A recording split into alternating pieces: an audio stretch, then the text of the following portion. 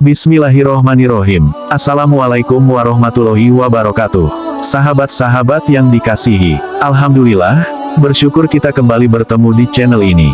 Semoga doa yang tulus ini menjadikan setiap langkah kalian diberkahi, kesehatan jasmani dan rohani senantiasa terpelihara, rezeki dilapangkan, dosa diampuni, dan umur dipanjangkan oleh Yang Maha Pengasih.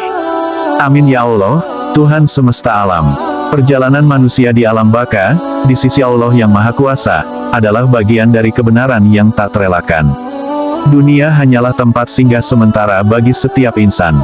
Di sana, tak satupun makhluk yang tidak akan kembali kepada Allah, Sang Pencipta yang Maha Esa.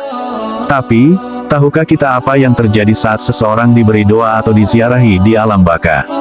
Apa yang sebenarnya terjadi di sana? Menyaksikan lebih lanjut dalam video ini akan memberikan wawasan yang lebih jelas.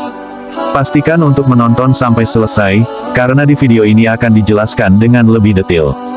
Jangan lupa untuk menekan tombol subscribe dan lonceng agar tidak ketinggalan konten-konten menarik lainnya dari channel ini.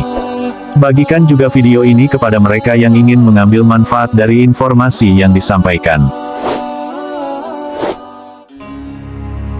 Sahabat beriman yang dirahmati Allah, ketika ajal menjemput, semua amal baik maupun buruk yang telah tercatat oleh para malaikat akan menjadi saksi di akhirat. Saat itulah, penyesalan dan permohonan tak akan berarti lagi.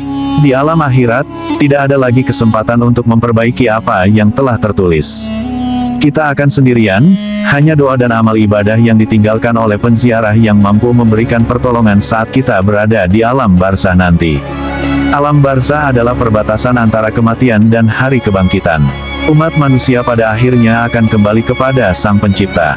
Bagaimana kita menjalani hidup di dunia ini akan menentukan tempat tinggal kita di akhirat.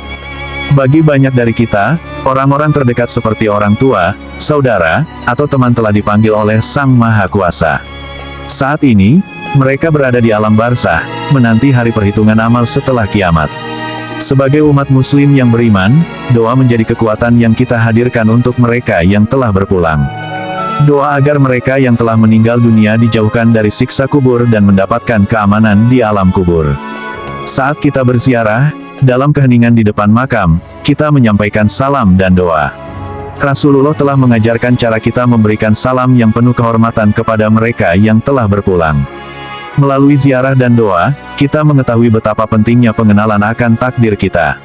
Saling mendoakan di antara sesama umat muslim yang telah pergi adalah kebiasaan yang mulia. Setiap doa yang kita panjatkan insya Allah akan meringankan siksaan kuburnya dan menjadi pengingat bagi kita bahwa kita juga akan mengikuti jejak mereka. Doa yang kita kirimkan adalah anugerah bagi mereka di alam kubur.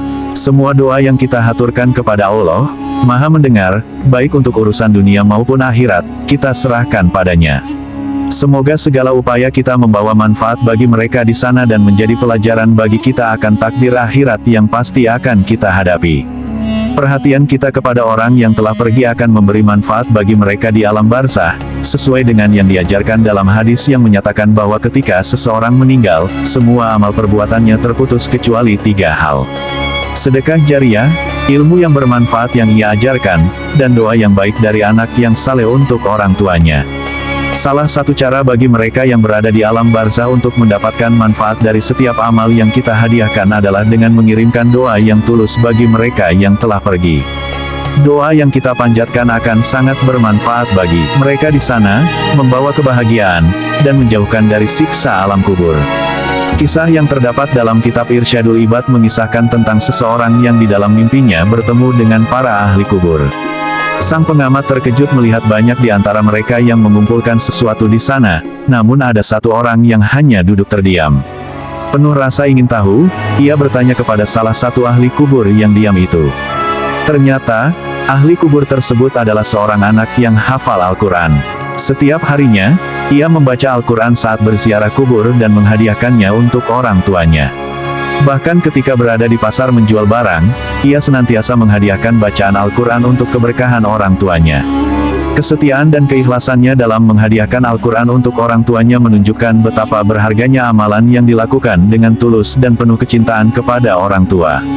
Salah satu manfaat berziarah adalah sebagai pengingat akan akhirat.